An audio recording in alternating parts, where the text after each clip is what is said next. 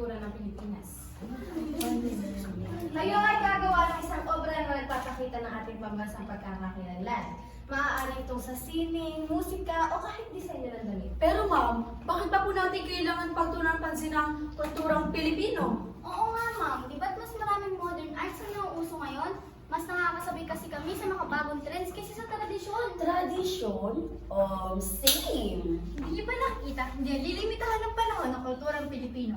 Sa bawat sulok ng bansa, makikita mga yaman ng ating sining. Di ba? Mula sa kundiman hanggang sa mga mural sa pader, pati ng mga festival. Tama! Di porket luma, wala lang halaga. Di naman sa ganon. Pero parang wala na kasing dating para sa mga kagaya natin sa kabataan ng mga tradisyon noon. Mas ganda kasi ngayon yung makabago, trending at digital. Hindi na kasi naintindihan ang mga tradisyon. Magandang punto iyan, pero isipin niyo to.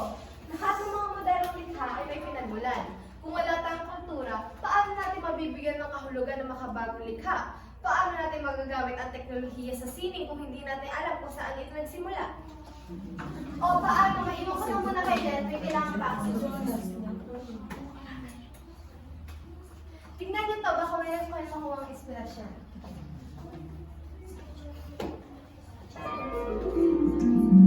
Guys!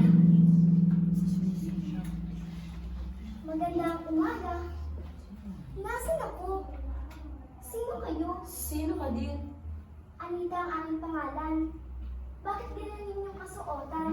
Nasaan nga ulit ako? Sandali! Hindi dito ang costume party. Costume party? Ano yun? Mukhang nililigaw yata ako. Hindi ko yata ito panahon.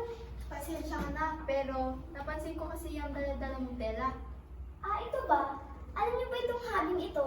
Gawa itong mula sa mga hibla na tinatay namin mula pa sa Mindanao. Sandali! Prank to, no? Asan ang camera? Ano nangyayari? Bakit pinagkakagulo kayo? Ganito kasi yan.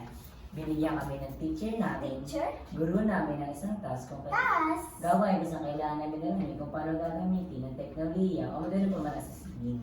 Moderno? Kung gayon, ako'y nasa hinaharap? Parang gano'n na nga. Kamukha-mukha! Ang hinabing telang ito ay Maika. Alam niyo kasi, telang ito, bawag disenyo ay may kwento. Kwento ng ating lupa at ng ating mga ninuno. Hindi ito basta tela. Ito ay kasaysayan. Kasaysayan? Anong panignan sa amin? Karamihan sa amin ay hindi na nagsusot ng mga tradisyonal na gamit. Mas gusto na namin yung mga modern design at pop culture.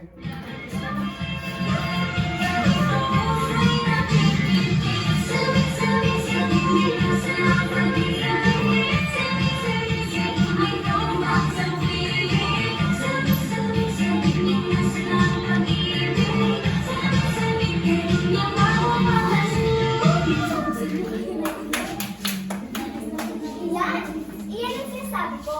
Ang sining at kultura ay parang bintig ng puso. Sumasabay sa panahon, pero hindi nawawala.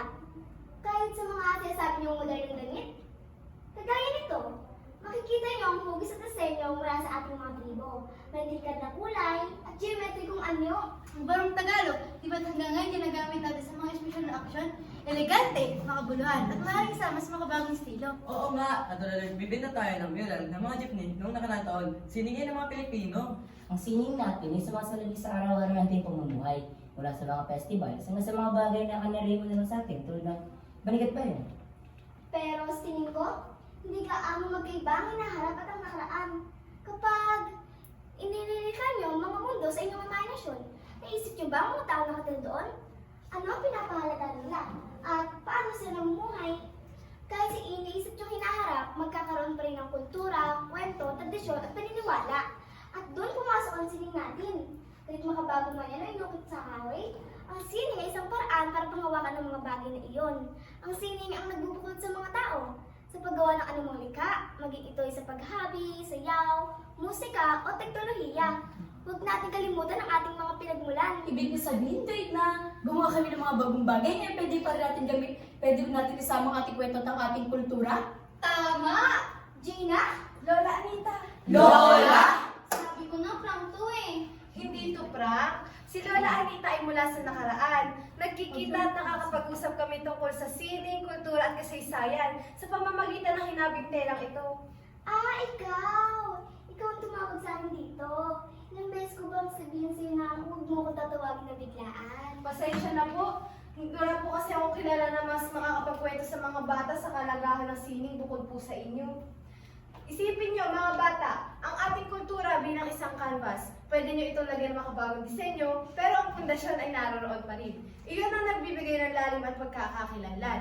Kung wala tayong kultura, ang mga likha natin ay mawawala ng kaluluwa. Alam nyo, hindi ko ito naisip noon. May ginagawa akong disenyo sa proyekto ko. At sa tingin ko, pwede kong gamitin ang mga pattern ng hinabigte ng ito na nabanggit nyo. Pwede itong magbigay ng mga twist sa mga disenyo ko. Kita mo, hindi luma ang kulturang Pilipino. Wala ang ganito. Marami itong gamitin para makabuo ng bago at makahulugang bagay ngayon. Iyan ang tamang pagtingin. Ang ating kultura ay hindi isang bagay na napaglipasan na. Buhay ito at humihinga sa mga ginagawa natin. Mula sa sining, sayaw, musika hanggang sa teknolohiya. Ang kulturang Pilipino ay hindi isang bagay na dapat iwan sa nakaraan. Ito ay dapat dalhin at palaguin upang magpatunay ang ating sining sa dibuho, musika o anumang anyo ng marikhaing pagpahayag. Ang amo sa atin kung paano ang ating kultura ay may kaugnayan pa rin sa kasalukuyan at sa inaharap. Mabuhay ang sining ng bawat